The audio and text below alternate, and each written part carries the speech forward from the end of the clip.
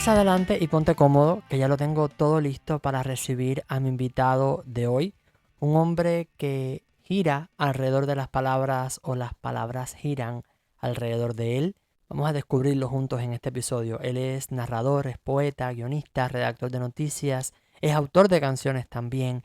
Su escritura, digamos que lleva el sello de la memoria, el exilio, de quien sabe que escribir también es una forma de no olvidar. Él quiso llevarse en el bolsillo la casa donde nació, en Cuba, en una ciudad patrimonial llamada Remedios, cuando llegó aquí a los Estados Unidos, al estado de la Florida. Y digamos que de cierta forma lo hizo, pero transformándola en palabras. Casa que ya no es mía es su más reciente publicación y es la excusa para viajar con este episodio a través de las páginas de su vida y de su quehacer. Quiero agradecer a mi amigo Raúl Rodríguez Ayala de Telemundo 51 en la Florida por servir de conecto, de puente, para poder establecer contacto con mi invitado de hoy, que ya está listo para conversar con nosotros. ¿Tiene miedo un escritor volver a sus obras, a sus poemas? Vamos a comenzar por ahí. Bienvenido a la Casa Azul, Carlos Ramos Gutiérrez.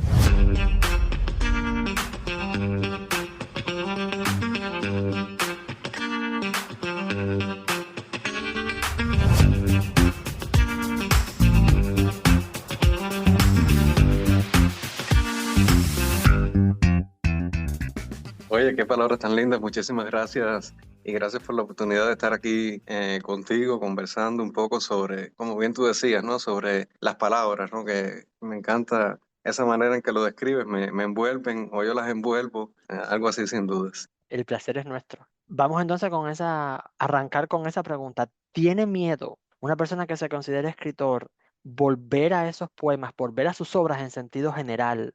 A mí no me da miedo volver a mis obras, realmente me da más bien mucha satisfacción hacerlo. A veces cuando un poema hace tiempo que lo escribí y pues lo revisito, creo que redescubro, ¿no? En él muchas cosas que yo mismo quizás hasta había olvidado. Porque la vida es un andar permeado a veces de tantas cosas que el camino depara, ¿no? Que uno va escribiendo sobre la base de vivencias, de experiencias, y entonces me gusta mucho revisitar mi obra. A lo que me da miedo volver al recuerdo de un lugar, de un momento donde fui feliz, porque como un poco juega, ¿no? Mi libro más reciente, Casa que ya no es mía, y también en otras entrevistas he citado la frase de una canción de Sabina: "El lugar donde fuiste feliz no debieras tratar de volver, porque ya ese lugar no va a ser el mismo, que se quedó eternizado en un rincón idílico del recuerdo, ¿no? De la memoria, sino que el lugar ha cambiado, la gente que hizo de ese lugar un momento mágico ya no está, y entonces toda esa nostalgia, toda esa melancolía, un poco está, creo que plasmada en Casa que ya no es mía, y realmente soy de los que piensan de ese modo, ¿no? Volver al lugar donde fuiste feliz, no, pero volver a un texto donde fuiste feliz siempre. Carlos, ¿cuándo una persona puede considerarse o puede llamarse a sí mismo escritor? Bueno, yo creo que eso más bien depende de la persona, porque de hecho conozco a muchos que se llaman escritores y realmente no lo son. Yo creo que en esta era de las redes sociales, las plataformas como Amazon que ofrecen tanta apertura, ¿no? A veces, aunque tiene un lado tremendamente positivo, a veces puede ser también contraproducente, ¿no? Para escritores, artistas de otras manifestaciones como la música, las artes plásticas, etcétera. Ahora, tampoco soy del criterio de que solo puede llamarse escritor quien vive de la literatura.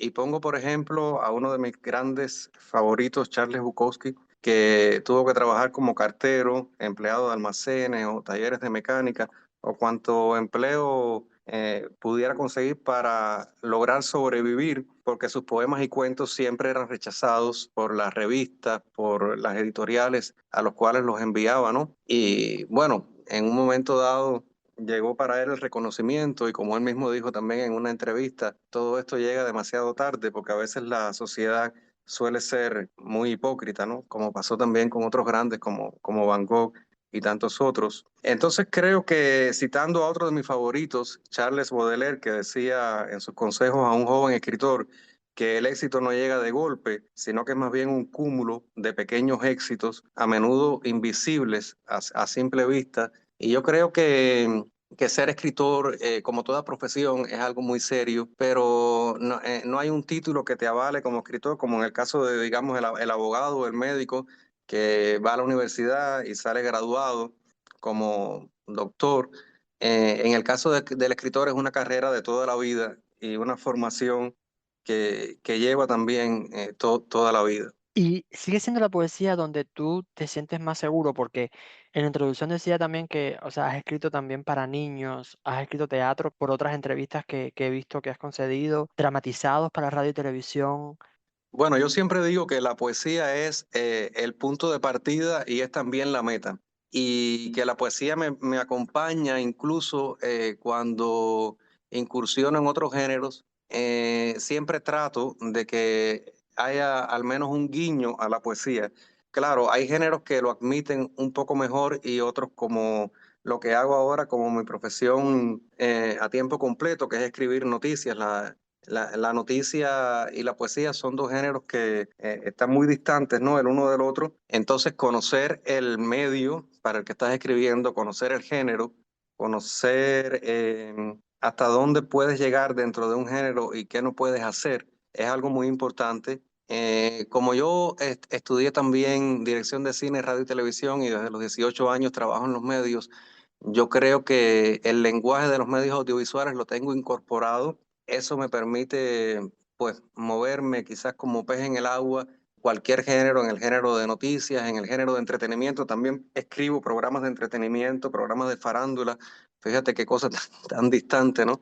Entonces, creo que puedo moverme como pez en el agua por tener eso incorporado como un instinto, como respirar. Pero eso puede ser también algo que juegue en mi contra cuando estoy escribiendo un género literario propiamente como la poesía o la narrativa. Entonces tengo que guardar bajo llave al Carlos, escritor de programas de radio y televisión, para que no se me cuelen en la poesía, porque son lenguajes que realmente están en lugares muy distantes, ¿no? Y entonces hay que tener un cuidado. Yo creo que se me da muy bien y que todos esos cuidados están de alguna manera incorporados ya, podemos decir que al ADN, ¿no? Pero es algo que se logra con años y años y años de práctica, de hacerlo, de equivocarse, de volverlo a hacer, pero que reconozco que puede llegar a ser bien complicado. Es como apagar un switch y encender otro. Sí, sí, sí, sí, hay que hacer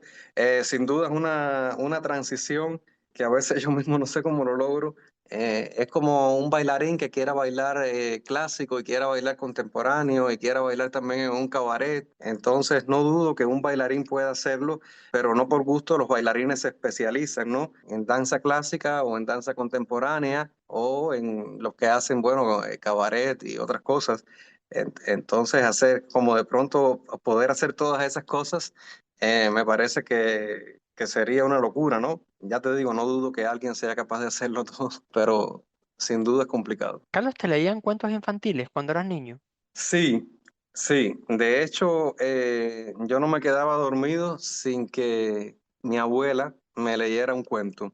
Y sucedió que cuando se agotaron todos los cuentos, mi abuela se convirtió también en una narradora empírica porque tuvo que empezar a inventarlos para que yo me durmiera.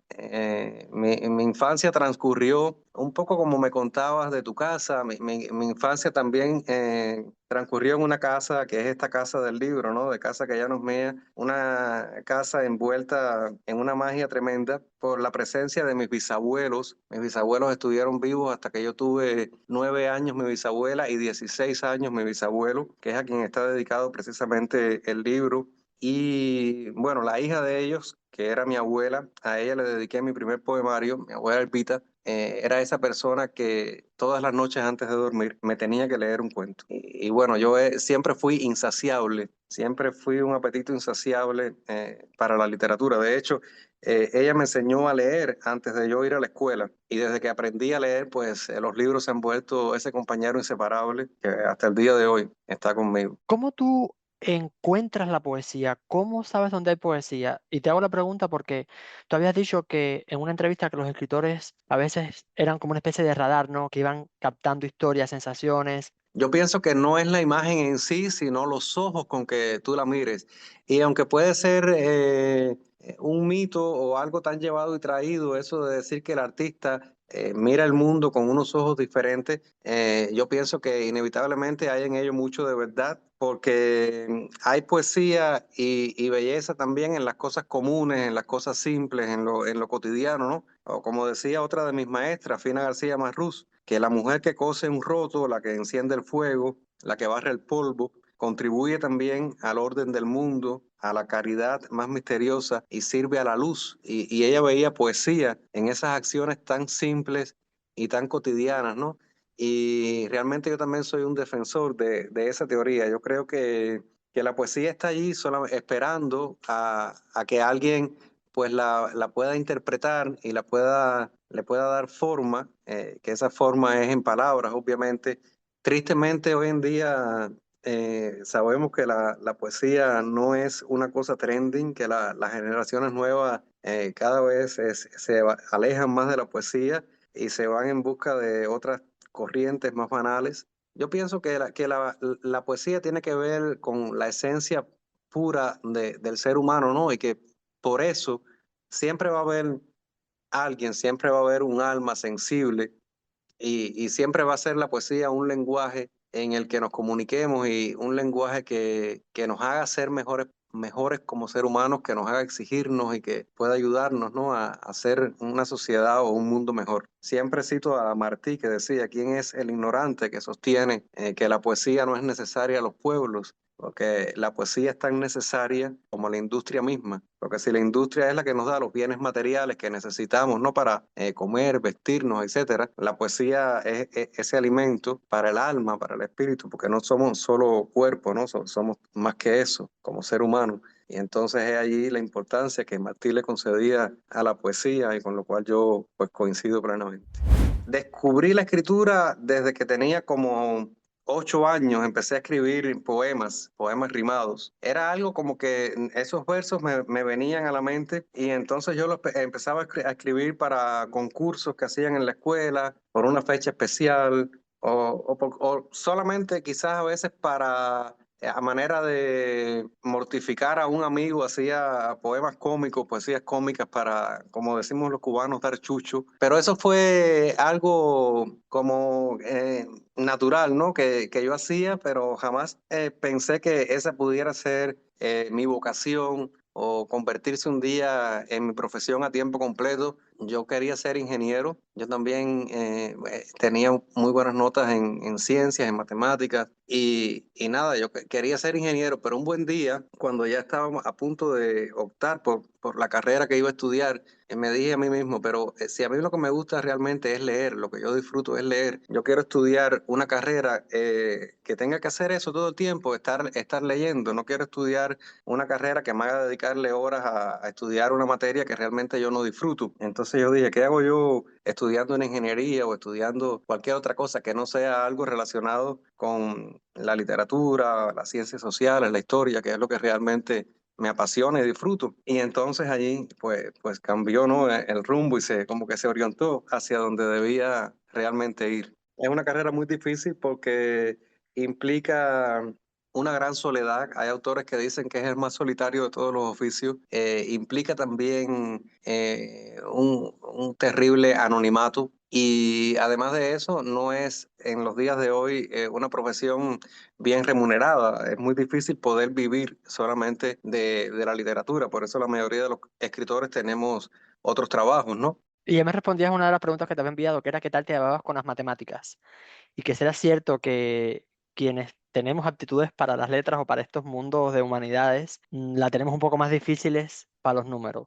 Mira, yo te confieso que cuando yo estaba en la escuela yo siempre sacaba 100 en matemáticas, pero cuando yo sacaba esa prueba, a mí se me olvidaba todo. Y debo de confesar que todavía hoy a veces cuento con los dedos.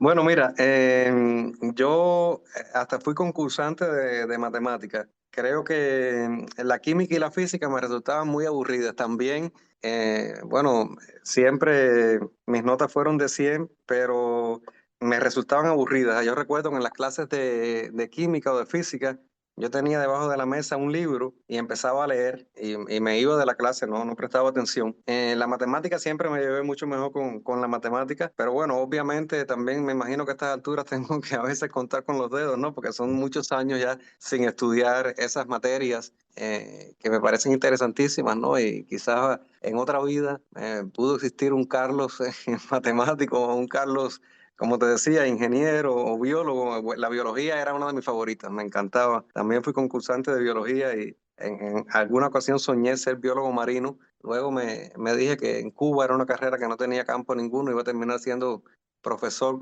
cuando más. Y entonces yo creo que también estaba predestinado, ¿no? Que como decías tú al principio, no sé si soy yo quien moldeo las palabras o ellas van moldeando mi vida, ¿no? Y de algún modo no iban a dejarme tampoco irme hacia otra profesión. A mí lo que me gustaba era la química. Yo en química era muy bueno, sí tengo que decir. En física era un desastre, pero en química sí era bastante bueno. Carlos, tú llegas a los Estados Unidos, o sea, emigras de Cuba.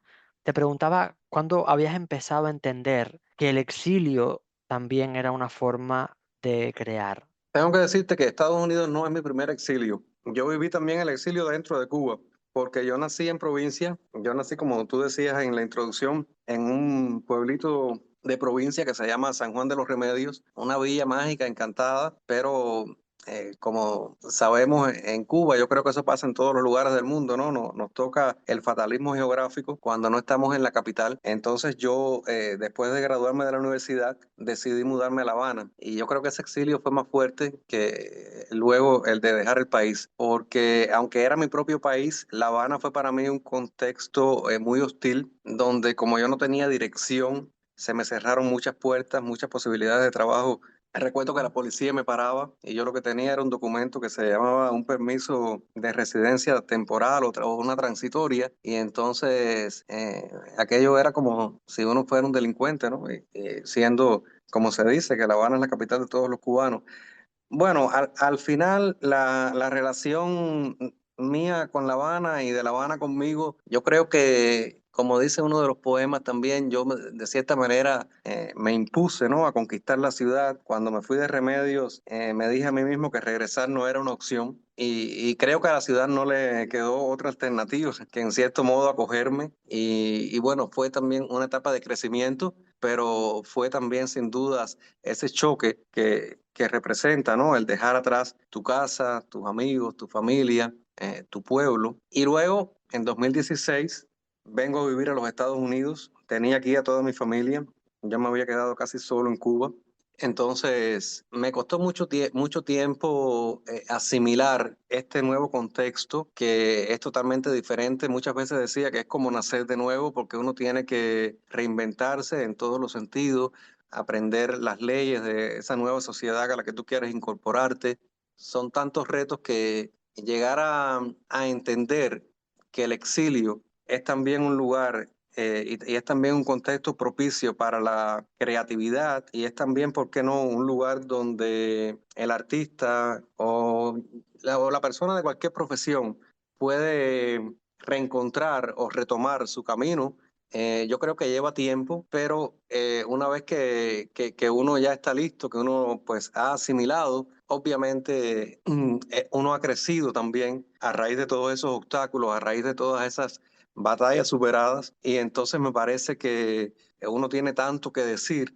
Y eso es un poco lo que pasa con este poemario Casa que ya no es mía, ¿no? Que se nutre de esa añoranza de dejar todo atrás, pero se nutre también de esa vivencia de imponerse al nuevo contexto, de luchar por realizar tus sueños en ese nuevo contexto, finalmente lograr encontrar tu lugar, que es como una de las cosas por las que el ser humano, yo creo que viene a este mundo, ¿no? Y está luchando durante toda la vida, encontrar cuál es tu lugar en el mundo. ¿Has encontrado tu lugar tú? Bueno, yo no sé si he encontrado mi lugar. Yo lo que sé que al menos por ahora he encontrado un lugar donde me siento a gusto, donde puedo crear, donde me siento también valorado. He encontrado amigos, he encontrado colegas, he encontrado espacios y puertas que se abren para todo lo que hago, para la poesía, para la literatura, para la música, he tenido la suerte, la dicha de volver a hacer en Estados Unidos lo que estudié en Cuba, que eso me parece que mucha gente no lo logran y realmente eso me duele mucho porque a mí me tocó al principio trabajar como Bukowski, ¿no? En sabe Dios cuántas otras profesiones que no eran lo que yo quería o lo que yo había estudiado y finalmente pues he logrado volver a hacer televisión, incluso he podido hacer cine. Entonces es increíble. Yo creo que si no he encontrado mi lugar, pues estoy muy cerca, ¿no? Aunque uno nunca sabe lo que la vida depara y siempre estoy abierto a nuevos retos y a nuevas posibilidades, ¿no? Uno no puede tampoco cerrarse o sentarse en esa silla que está en medio del camino.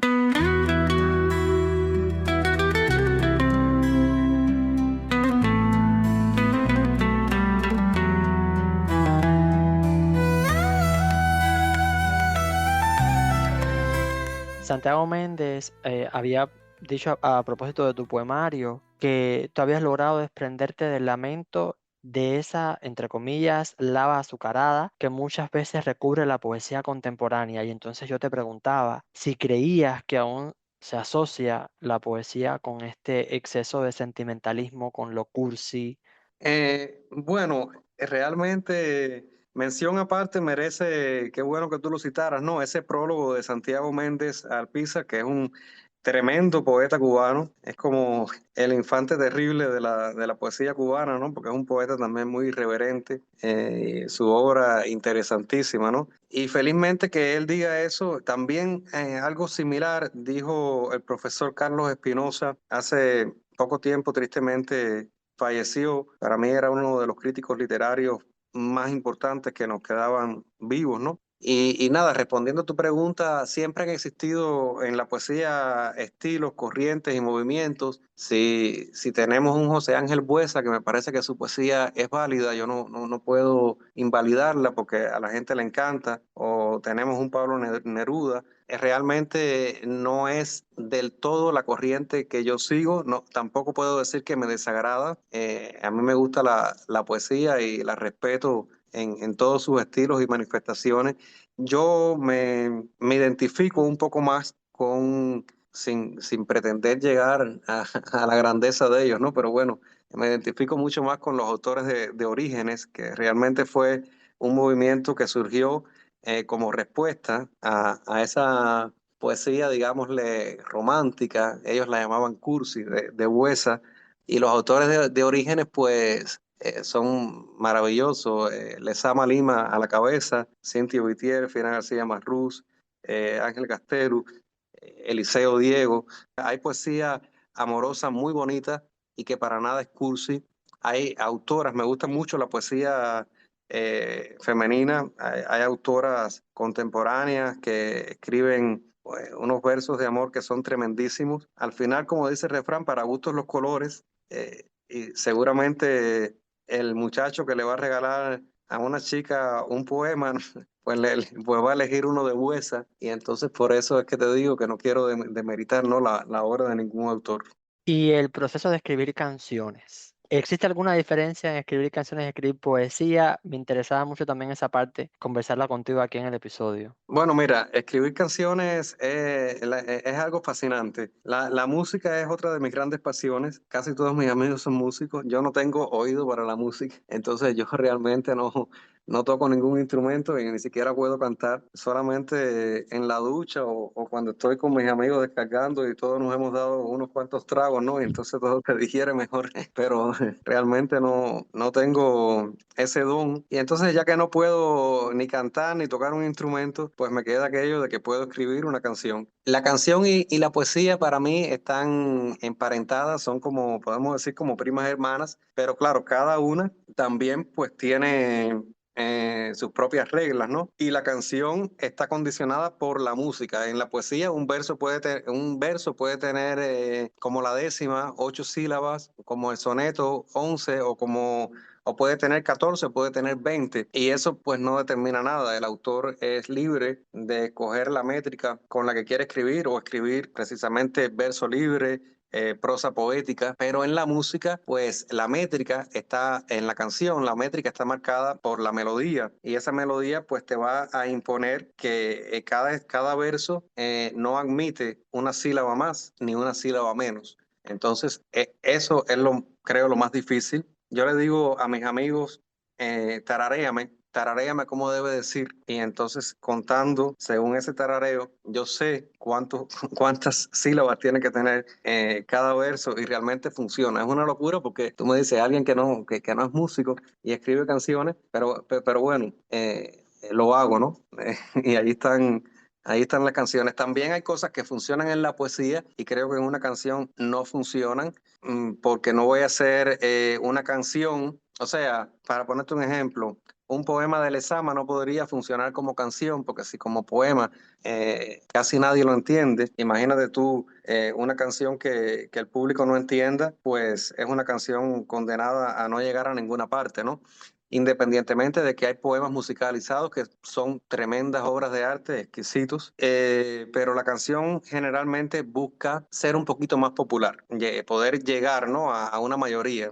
Y la canción en el mundo contemporáneo, pues tiene que vender, ¿no? Tiene que ser una canción pegajosa, tiene que ser una canción fácil. Por eso es que géneros como la música urbana o el reggaetón venden tanto, porque la letra es demasiado fácil, es demasiado evidente, a veces raya en lo vulgar, ¿no? Pero bueno, sin duda, una canción uno tiene que hacer lo que los productores llaman comercial. Uno tiene que tratar de jugar con eso para que la canción, porque tú no quieres escribir una canción para que la escuchen en un círculo de tres intelectuales. Hay autores como por ejemplo Joaquín Sabina, que sus letras son complicadas. No sé cómo lo logran comunicar con su audiencia, con su público, porque bueno, sabemos que también el público de Sabina es un público muy específico, pero es un público bastante considerable, ¿no? No son solo tres intelectuales. Y bajándole el nivel está, por ejemplo, Ricardo Arjona, que es un cantautor que sin llegar a ser rebuscado, tiene digamos, un poquito por encima de la media en cuanto a sus citas a autores, pintores, etcétera, y sin embargo logra comunicar con el público. Y puede que hay gente que escuchen Arjona y no sepan quién es Freud, sin embargo, el sentido de la canción lo pueden captar. Y eso es la fórmula funcionó, ¿no? Y entonces me parece que eso es el todo de una canción, que la canción tiene que conectar con el público. Y bueno, ahí estamos, seguimos haciendo canciones. Hay algunas que se están grabando, eso me llena de alegría. Espero que pronto pueda compartir. Tengo muchas canciones también engavetadas que me encantaría.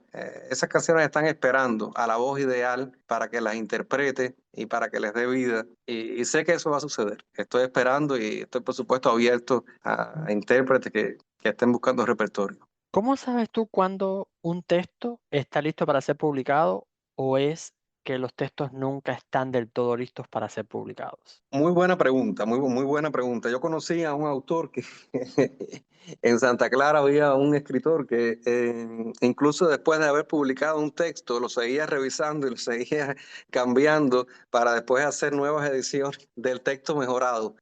Yo no estoy de acuerdo con eso. Yo pienso que un texto es como un ser vivo, que uno le da vida, uno lo forma, como ese acto de Génesis donde Dios tomó el polvo y del polvo creó al hombre y luego sopló en su nariz aliento de vida. Obviamente nos dimos cuenta luego de que la creación de Dios es perfecta, pero ese hombre era imperfecto. Y prueba de ello es que bueno, ¿no? Siguiendo la línea de la Biblia, ¿no? Que el hombre desobedeció a Dios, etcétera. Bueno, jugando con esa imagen que es tan poética en sí misma, lo mismo pasa con un texto. Hay que concebir al texto como un organismo vivo, como un ser, como que cuando una vez que está listo, digamos que lo lanzas al mundo, a la vida, a la calle, a enfrentarse con el lector.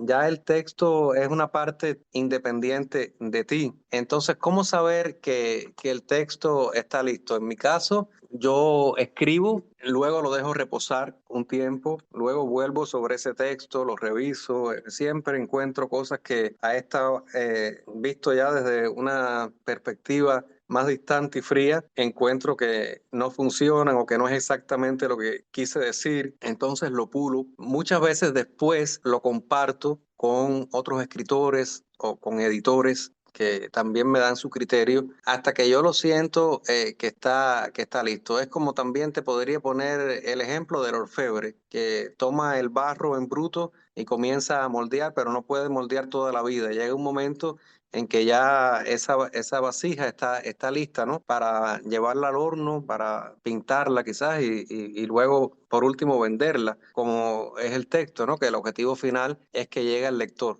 Y también cómo suena a mis oídos. He dicho otras veces que yo escribo con un tempo, con un ritmo que yo necesito que mi poesía y que mi prosa estén provistas de una musicalidad interna. Fíjate cómo tengo a la música también tan apegada, ¿no? Y entonces cuando yo lo leo y no hay un bache, no hay una ruptura, cuando fluye, yo siento que está listo, que ese texto está listo para editarlo, para salir, para simplemente enfrentarse al escrutinio del lector y enfrentarse al mundo y seguir su vida, ¿no? Que ya es independiente de la mía, porque uno nunca sabe a dónde puede llegar un texto. Una obra de arte cruza fronteras de todo tipo, de geográficas, de idiomas, culturales, de todo tipo. Y siguiendo por esta misma línea de los lectores, ¿cómo convive ese Carlos lector con ese Carlos que escribe? Bueno, el Carlos lector es mucho más productivo que el Carlos escritor porque yo soy un lector voraz, como un caníbal de libros, me devoro, me paso la vida leyendo. Lamento a veces no tener más tiempo para poder leer más. Y como escritor, pues quizás un poco me tomo más tiempo, digamos que entre un libro y otro siempre dejo un espacio, no me exijo o no me pongo una meta como quizás algunos hacen de que tenga que publicar un libro cada año. Dulce María Loinás contaba que en cierta ocasión Gabriela Mistral le dijo, escriba solo cuando sea una necesidad del alma. Y ese es mi manera de asumir la literatura. Yo sé que otros autores no van a coincidir conmigo. Yo sé que otros autores dicen que es una disciplina, que es un oficio, que es un trabajo que hay que hacer día a día. Yo sé que autores como Hemingway, por ejemplo, estaban cronometrados y tenían que escribir un número determinado de palabras por día, porque además le pagaban en función de las palabras que escribía diariamente. En esto no hay una receta. Al que le funcione de un modo, felicidades. A mí no me funciona de ese modo. Yo creo quizás esa visión romántica, ¿no? Un poco ingenua, pero es la que yo, con la que yo vivo, de que realmente tiene que ser una necesidad del alma. Yo espero a que llegue la musa, que llegue la inspiración. Yo me vivo toda esa película, la verdad. Que te repito, sé que algunos van a decir que es ingenuo, pero es lo que en mi caso funciona. Yo no me obligo a escribir. ¿Tú piensas a menudo en Remedios, ese lugar donde naciste, ese lugar mágico, de vamos de villa a villa, porque yo soy de Trinidad, también otra villa bien mágica? Wow, qué lindo, qué lindo. O sea, visité muchas veces Trinidad. Y bueno, mira, qué casualidad que, fíjate qué coincidencia que estábamos previstos grabar este episodio ayer y por cosas de la vida no se pudo y lo estamos grabando hoy que es 24 de junio. Hoy es el aniversario 510 de la Fundación de Remedios. Eh, imagínate si pienso en Remedios. Remedios me persigue. Yo digo que aunque yo quisiera desprenderme de Remedios, arrancármelo de la piel, Remedios no me permite eso. Remedios me persigue a donde quiera que voy. Eso también está en el libro. Remedios es como mi Macondo, ¿no? Como ese lugar de ensueño donde conocí todo, donde conocí la primera caída, el primer aguacero, el primer amor. Todas las primeras veces fueron en Remedios. Entonces, imagínate, imposible no pensar en Remedios. Hay uno de los versos que están en Casa que ya no es mía. Para responder a la pregunta, me gustaría leerte ese fragmentico, no el poema entero. Es un poema muy fuerte que se llama Autorretrato con Miami de fondo y está casi al final del libro, pero el final del poema dice, es tarde y estoy sentado en mi balcón, está a punto de llover y de repente extraño aquel olor a tierra mojada que anunciaba el aguacero en mi pueblito natal. Las grandes ciudades no tienen un olor característico.